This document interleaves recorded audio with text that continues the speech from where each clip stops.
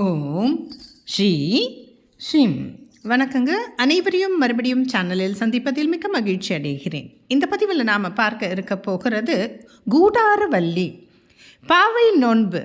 மார்கழி மாதம் பீடு உடைய மாதம், பீடை மாதம் அல்ல. மாதங்களில் மார்கழி என்ற பெயரை கண்ணபிரானாலே பெற்ற மாதம்தான் இந்த மார்கழி மாதம். இந்த மாதம் பார்த்தீங்கன்னா தேவர்களுடைய பிரம்ம முகூர்த்த நேரம். நம்ம தேவர்களுக்கு நம்ம ஒரு நாள் என்பது நம்ம கணக்கில் ஒரு வருடம். அப்படி வரக்கூடிய இந்த ஒரு மாதம்தான் அவங்களுடைய பிரம்ம முகூர்த்தம்.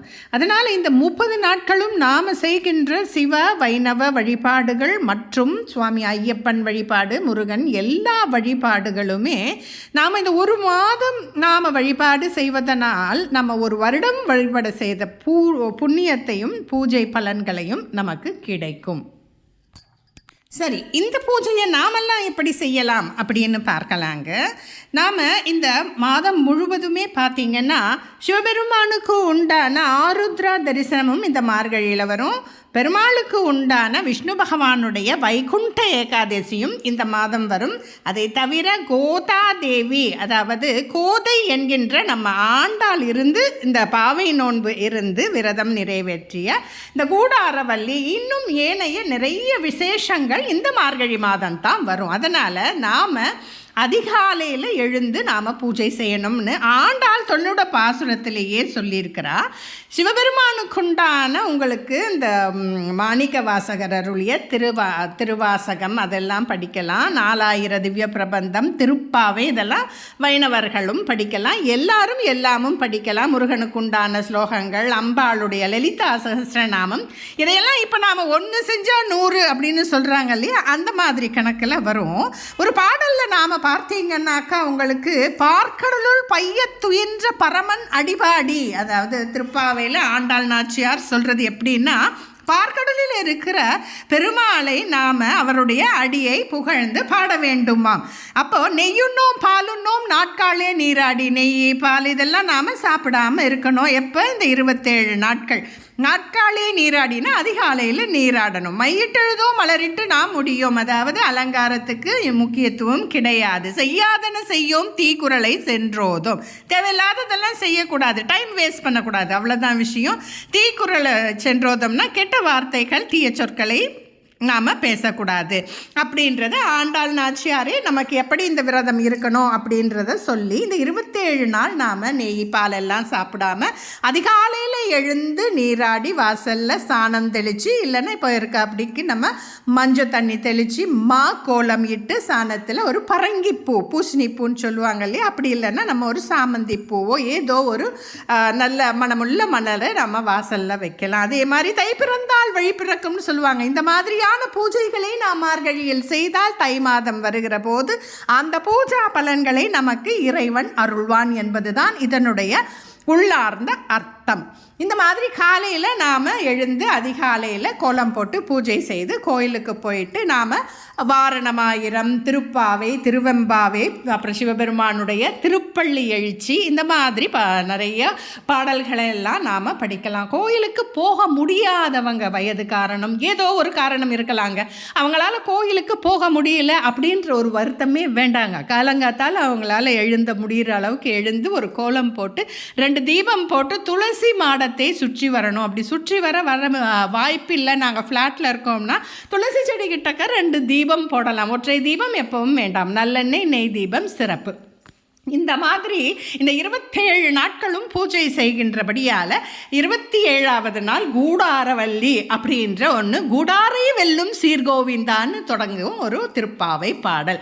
அந்த பாடலை பாடி நாம் அன்னைக்கு முழங்கைவான் நெய் வழியாக நான் அன்னைக்கு முந்திரி பருப்பு எல்லாம் போட்டு அக்கார வடிசல் செய்து பெருமாளுக்கு படைத்து மங்கள சாமான்கள் என்று சொல்லப்படுகிற வெற்றிலைப்பாக்கு, பூவு, பழம், மஞ்சள், குங்குமம், சரடு, வளையல்கள், ரவிக்கை துணி, முடிஞ்சவங்க புடவை, இதெல்லாம் வச்சு துளசி செடி பக்கத்துலேயோ இல்லை ஆண்டாள் நாச்சியாருடைய படத்துக்கோ வச்சு வழிபாடு பண்ணி பெருமாளுக்கு இந்த நெய் போட்டு அந்த பொங்கல், சக்கரை பொங்கல், அக்கார வடிசல்னு சொல்லுவாங்க, அதை செஞ்சு அன்னைக்கு தான் அதை சாப்பிடுவாங்க. அதாவது பாவை நோன்பு நிறைவடைகிறது. தினமுமே வாரணம் ஆயிரம் எல்லாம் படித்தால் நல்ல கணவன் கிடைப்பான், ஒழுக்கமாக இருப்பான் கணவன். இப்போ அப்படி இப்படி இருக்கிறவங்க கூட இது கல்யாணம் முடிஞ்சிட்டவங்களும் கூட இது செய்யலாம். அப்போ அவங்க வீட்டில் ஒரு ஆதர்சன தம்பதி அப்படின்னு சொல்லுவாங்க இல்லையா, ஒரு அந்யோன்யமாக இருப்பாங்க. பார்க்கும்போது பெரியவங்கெல்லாம் சண்டை போட்டுக்கிற மாதிரி இருக்கவங்க, உள்ளே போய் பார்த்தீங்கன்னா அவங்களாம் ரொம்ப பேசிக்க வேணாம், அவங்க எதுக்கு கோவப்பட்டாங்க என்னங்கிறது அவங்களுக்குள்ள அது புரிஞ்சிடும். இப்போ அந்த புரிதல் நிறைய கம்மியாக இருக்குது. அதை நாம் கொஞ்சம் சரிப்படுத்திக்கிறதுக்கு இப்படிப்பட்ட பூஜைகளும் உதவும்.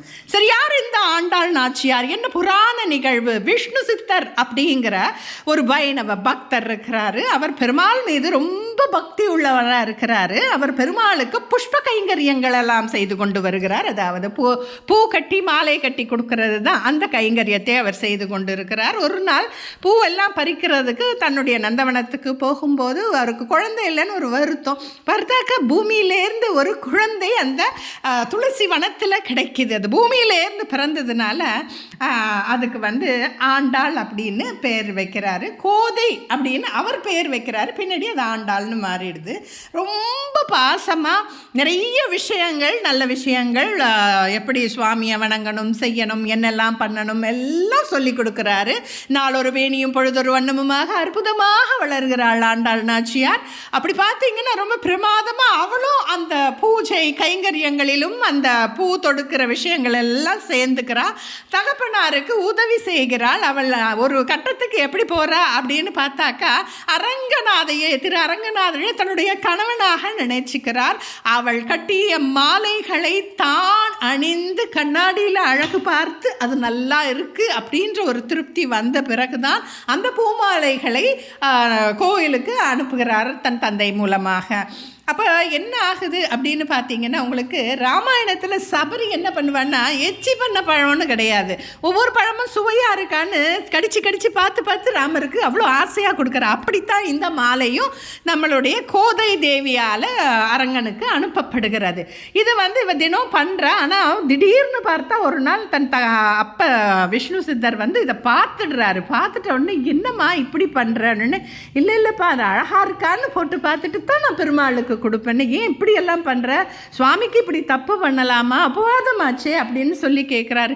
என்னப்பா நீங்கள் இப்படி சொல்கிறீங்க, அரங்கநாதர் என்னையே கல்யாணம் பண்ணிக்கிறேன்னு எனக்கு வாக்குறுதி கொடுத்துருக்காரு.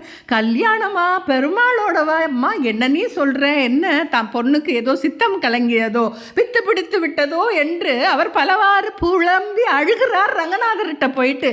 என் குழந்தை தப்பு பண்ணிடுத்து, நீ மன்னிச்சிடு, எதுவும் என் குழந்தைய எதுவும் தண்டிச்சிடாதே, அந்த மாதிரி எல்லாம் சித்தர் புலம்புறாரா. நான் கோதை தேவி ஆண்டாள் நாச்சியார் ரொம்ப அடித்து சொல்கிறாங்க. அதாவது ரொம்ப தீர்க்கமான முடிவோட இல்லை, எனக்கு பூர நட்சத்திரத்தன்னைக்கு என்னை கொண்டு போய் பெருமாள் சன்னதியில் கொடுங்க, நான் பெருமாள் என்னை கைப்பிடித்து என் கரம் பிடித்து கல்யாணம் பண்ணுறேன்னு அவர் எனக்கு வாக்குறுதி கொடுத்துருக்கிறாரு. அந்த மாதிரி சொல்கிறாரு. என்ன பண்ணுறதுன்னே இவருக்கு மனசுக்கே புரியலை. அப்புறம் பரவாயில்ல அப்படின்னு சொல்லிட்டு அந்த வாரணமாயிரம் மத்தளம் கொட்ட வரி சங்கம் அந்த மாதிரி எல்லாம் அதெல்லாம் பாடி தன் தந்தைக்கும் சொல்கிறா. இப்படியெல்லாம் நடந்தது, எனக்கு கனவுல இருந்தது, கண்டிப்பாக பெருமாள் கட்டாயம் என்னை ஏற்றுக்குவார், என்னை அலங்கார புருஷனியாக அங்கே கொண்டு போங்கப்பான்னு சொல்கிறா. அதே மாதிரி விஷ்ணு சித்தரும் ரொம்ப கலக்கமாக இருக்கார். இருந்தாலும் குழந்தை அவ்வளோ ஒரு ஊர்ஜிதமாக சொல்கிறதுனால அழைத்து கொண்டு போய் அரங்கன் சன்னதியில் அந்த பூர நட்சத்திர தினத்தன்னைக்கு அன்னைக்கு எப்போ அவள் சொல்கிறாளோ அந்த நேரத்தில் சர்வாலங்கார பூஷணியாக தன்னுடைய பெண்ணை மணக்கோலத்தில் கொண்டு போய் விஷ்ணு சித்தர் சுவாமி பாதத்துக்கிட்டக்க நிற்க வைக்கிறாரு. நல்லா அப்படியே ஜெகஜோதியாக ஒரு நட்சத்திர வடிவில் ஆயிடுறா ஆண்டாள் நாச்சியார். அவர் காண்பது கனவா நினவான்னு புரியல, உடம்பெல்லாம் மெய் சிலுக்கிறது. அரங்கநாதன் அப்படியே எழுந்து இறங்கி தன்னுடைய பெண்ணின் கரம் பிடித்து கோதா தேவியை ஆண்டாள் நாச்சியாராக ரெண்டு பேரும் ஒன்றரை கலந்து அப்படியே மேலே ஏற்றுக்கொள்கிறார், தன்னுள் ஏற்றுக்கிறார். ஒரு ஜோதி வடிவாக ஆண்டாள் நாச்சியார் மறைகிறார், அழுது புலம்புகிறார். விஷ்ணு சித்தர் சொல்ல வார்த்தைகளே இல்லை அவருக்கு. அப்படியே பெருமாளும் ஆண்டாள் நாச்சியாரும் தாயாராக தன் தந்தையாகிய விஷ்ணு சித்தருக்கு ரெண்டு பேரும் காட்சி தருகிறார்கள். அதே தான் இந்த விரதம் இருந்தாக்கா அவள் வந்து பகவானையே அடைந்துட்டா. அதனால் ஒரு நல்ல கணவன் எல்லாருக்கும் கட்டாயம் கிடைக்கும். இதுதான் ஒரு விஷயம். அதே போல் அந்த 27வது நாள் நாம் இந்த 27 நாள் நெய்ப்பாலெல்லாம் சாப்பிடாமல் கன்னி பெண்கள் உபவாசம் இருந்து அந்த கடைசி 27வது நாள் கூடாரவல்லி அன்னைக்கு அதை தாண்டியும் 3 நாள் விரதம் உண்டு உங்களுக்கு. அது வந்து நீங்கள் அப்போ நெய்ப்பாலெல்லாம் சாப்பிட்டுக்கலாம். அந்த அளவுக்கு நீங்கள் விரதம் இருந்து அன்னைக்கு துளசி செடிக்கோ இல்லை பெருமாள் படத்துக்கோ இல்லைன்னா ஆண்டாள் நாச்சியார் படத்தை வச்சோ இந்த மாதிரி நீங்கள் காலையில் 2 தீபம் போட்டுட்டு மங்கள சாமான்லாம் வச்சு அந்த பூஜையை நீங்கள் நிறைவு செய்து கொள்ளலாம்.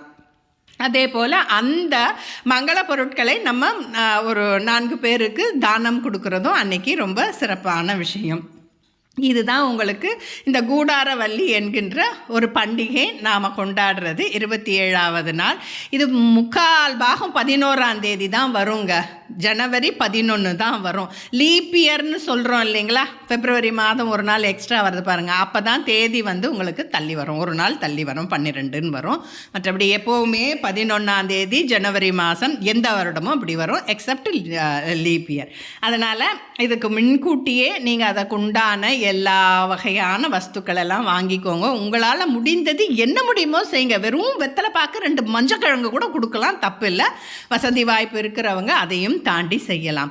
இப்போ இந்த மாதிரி ஆண்டாள் நாச்சியார் சுவாமியின் கரம் பிடிக்கிறதுக்கு அவள் சும்மா இல்லை. அவள் வந்து பெருமாள்கிட்டெல்லாம் நேர்ந்துக்கிறா. பெருமாளே அப்போ வந்து போயிட்டு அழகர் பெருமாள்கிட்ட சொல்கிறா, நான் ரங்கநாதனையும் மணக்கணும் சுவாமி, நீங்கள் அருள் புரியணும் அப்படின்னு சொல்லிட்டு வேண்டிட்டு உங்களுக்கு 1000 தடா அக்கார வடிசல் வெண்ணெய் இதெல்லாம் சாத்துப்படி பண்ணுறேன்னு வேண்டிக்கிறா. அந்த மாதிரி பெருமாளுக்கு கைங்கரியம் பண்ணணுமே அப்படின்னு சொல்லிட்டு பின்னால் வந்த ராமானுஜர் ஆண்டாள் நாச்சியாருக்காக அந்த விரத இதெல்லாம் போட்டு அவர் நிறைவேற்றுறார். இன்றளவும் அழகர் கோயிலில் 1008 தடை அக்கார வடிசல் சும்மா ஜம்முன்னு மணமணக்க நடக்கும். இன்றளவும் நடக்கிறது. வெண்ணெய் சாத்திர வெண்ணெய் நைவேத்தியம் இதெல்லாம் உங்களுக்கு அந்த வட்டிலெல்லாம் போட்டு பட்டாச்சாரியார்கள் எல்லாம் ரொம்ப ஜோராக செய்வாங்க. இன்றைக்கும் நடக்குது. நிறைய பால், கற்கண்டு, சர்க்கரை இதெல்லாம் போட்டு முந்திரி, பாதாம், பிஸ்தா இதெல்லாம் கலந்து இந்த அக்கார வடிசல் இன்றளவும் செய்கிறாங்க. அதனால் ஸ்ரீரங்கத்தில் பார்த்தீங்கன்னா உங்களுக்கு அந்த சன்னதிக்கு முன்னாடி ஒரு மண்டபம் இருக்கும். அந்த மண்டபத்தில் வந்து அரங்கநாதன்ட்டேருந்து தாயார் அப்போ வெளியில் வந்து ஆண்டாள் நாச்சியார் அந்த மண்டபத்தில் ராமானுஜரை எதிர்கொண்டு அண்ணா அப்படின்னு அழைக்கிறாரு. அதனால் அவரை மட்டும் தன் அண்ணனாக ஏற்றுக்கிறார் ஆண்டாள் நாச்சியார். ஏன்னா அவளுடைய பிரார்த்தனையை அவர் தானே நிறைவேற்றுறாரு. அதற்காக அந்த மண்டபத்தில் எழுந்தருளி அன்னைக்கு காட்சி தருவார். ரொம்ப அலங்காரமாக தெய்வீகமாக இருக்கும். அந்த 27வது நாள் நாமும் அலங்காரங்கள் நல்ல அழகாக கையில் மருதாணிட்டு கை நிறைய கண்ணாடி வளையல்கள் நல்லா மையி அழகாக பூவு முடியெல்லாம் நல்லா அடி நுனி முடிஞ்சு நாமளும் போய் சுவாமியை அன்னைக்கு அலங்காரமாக சேவிக்கிறது சிறப்பு அப்படின்னு நம்மளுடைய சாஸ்திரங்களில் சொல்லப்பட்டிருக்கு. பெண் குழந்தைகள் உள்ள அனைத்து இல்லங்களிலுமே இது நாம் சின்ன வயசுலேருந்தே குழந்தைகளுக்கு இந்த திருப்பாவை 30 பாடல்களும் திருவெம்பாவை திருப்பள்ளி எழுச்சி 30 பாடல்களையுமே நாம் ஓத செய்வது நமக்கு பெரியவங்களாலும் தாயார் இருக்கிறவங்களுடைய கட்டாயமான ஒரு கடமை. இந்த மாதிரி விரதம் இருந்து இந்த 30 பாடல்களையுமே நாள்தோறும் நாம் பாடலாம். அப்படி இல்லைன்னா ஒவ்வொரு நாளுக்கு ஒவ்வொரு பாசுரம் அப்படிங்கிற வரையிலும் நாம் பாடலாம். இதையெல்லாம் நம்ம அம்மா, பாட்டி, பெரியவங்கள்லாம் குழந்தைங்களுக்கு இதெல்லாம் நாம் சொல்லி கொடுத்து வளர்க்க வேண்டியது கலியுகத்தின் கட்டாயமாக இருக்கிறது. இந்த அளவில் இந்த உரையை நிறைவு செய்து கொள்கிறேன். எந்த விஷயமானாலும் நாம் ஒரு 4 பேருக்கு எடுத்து சொல்லணும். நம்மளோட முடியாமல் ஒரு 4 பேருக்கு நாம் அதை பரப்பினுடைய புண்ணிய சக்தி நமக்கு அந்த ராயல்ட்டியும் அந்த ஸ்ப்ரெட் பண்ண ராயல்ட்டியும் நமக்கு கிடைக்கும். நன்றி.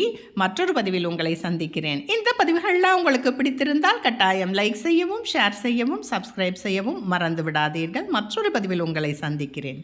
வணக்கம்.